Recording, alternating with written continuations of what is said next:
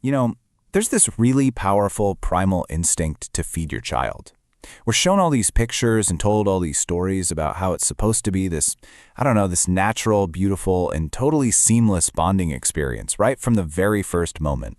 But for so many of us, that's just not the reality. The reality is it can be painful, it can be incredibly stressful, it can be just filled with anxiety.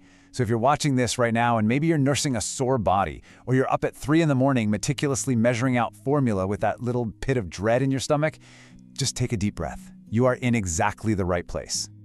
Okay, let's just get right into this, because this feeling, it is so real. It's that deep, isolating kind of worry. It's dreading the sound of your baby stirring because you know that toe-curling pain of a bad latch is coming.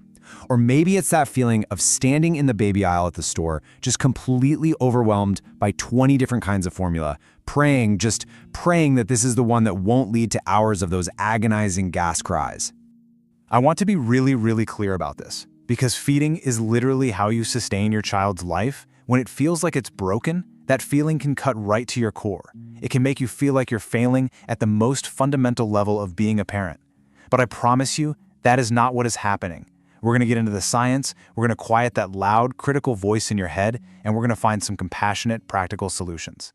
So let's start by just blowing up the biggest myth out there, the idea that feeding is some kind of automatic reflex. The truth? It is an incredibly complex, coordinated mechanical skill that both you and your baby are learning together for the very first time. So just take a look at the mechanics of breastfeeding, for example.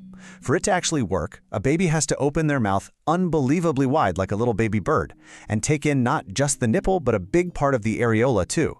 And while they're doing that, they have to perfectly coordinate sucking and swallowing and breathing. It's a lot. So if that latch is shallow, like you see on the left, it's not just painful for mom, it's so frustrating for a baby who is working so hard and still not getting enough to eat. And listen, the hurdles are just as real with formula. A newborn's digestive system is, well, it's incredibly immature. So trying to find a formula that has all the right nutrients but doesn't trigger gas or reflux or an allergic reaction, it can feel like you're in the middle of some stressful, high-stakes chemistry experiment. The problem isn't that you're doing something wrong, it's that you're trying to perfectly match the needs of a tiny, developing little body. And here's where biology plays this really cruel trick on us. For a breastfeeding parent, milk letdown, the thing that makes the milk flow, is triggered by oxytocin, the love hormone. But oxytocin is chemically blocked by cortisol, which is our main stress hormone. So the more anxious and stressed you get about feeding, the more your own body physically clamps down and makes it even harder for milk to flow. It's a truly vicious feedback loop.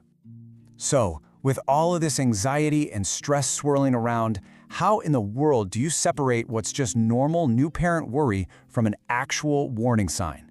This next part is so important because we have to figure out how to tell the difference between typical baby hurdles and real medical issues that need attention. I mean, this is the question, right? This is the one that keeps you up at night Googling things in the dark. But the good news is there are a few very real, very physical signs you can look for that will cut right through all that noise and worry. Okay, let's get really practical. Here's what to actually watch for. Number 1, a drop in wet diapers. You're looking for at least 6 heavy, wet diapers a day. That's a huge sign of good hydration. 2, weight loss. Yeah, a little initial loss is normal, but after those first 2 weeks, your baby should be steadily gaining weight. 3, clicking sounds. If you hear constant clicking or smacking noises while they eat, it probably means they're losing suction and just swallowing a bunch of air.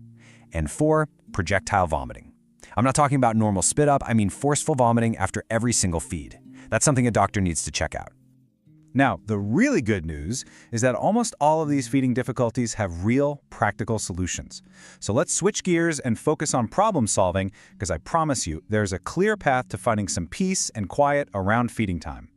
Okay, here are 3 super effective, actionable things you can do. First, if breastfeeding hurts, please go see an IBCLC. That's an international board-certified lactation consultant.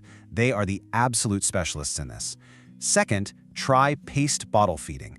This is a total game changer. It just means you sit the baby up a bit more and hold the bottle horizontally, parallel to the floor. This lets the baby be in control of the flow, kind of like breastfeeding, and it can dramatically cut down on gas and spit up. And third, if you think it's a formula issue, try not to switch brands all the time. Pick one and stick with it for a full 2 weeks to really give their little system time to adjust before you decide to change. And now we need to talk about what might be the single most important piece of advice in this entire explainer. We have all heard the phrase breast is best, but you know what?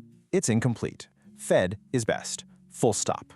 And let's be 100% clear about something. Your mental health matters just as much as your baby's physical health. A parent who is stressed out, depleted, and pushing themselves to the absolute brink, that is not the best outcome for anyone. Combination feeding is a wonderful option. Formula feeding is a wonderful option. The positive impact of having a parent who is present and healthy and happy, it's absolutely massive. Look, feeding difficulties feel like this huge, heavy burden, but they really are just a temporary chapter. So please, try to release the expectation of what you thought feeding was supposed to look like. You are providing nourishment, yes, but you are providing so much more than that.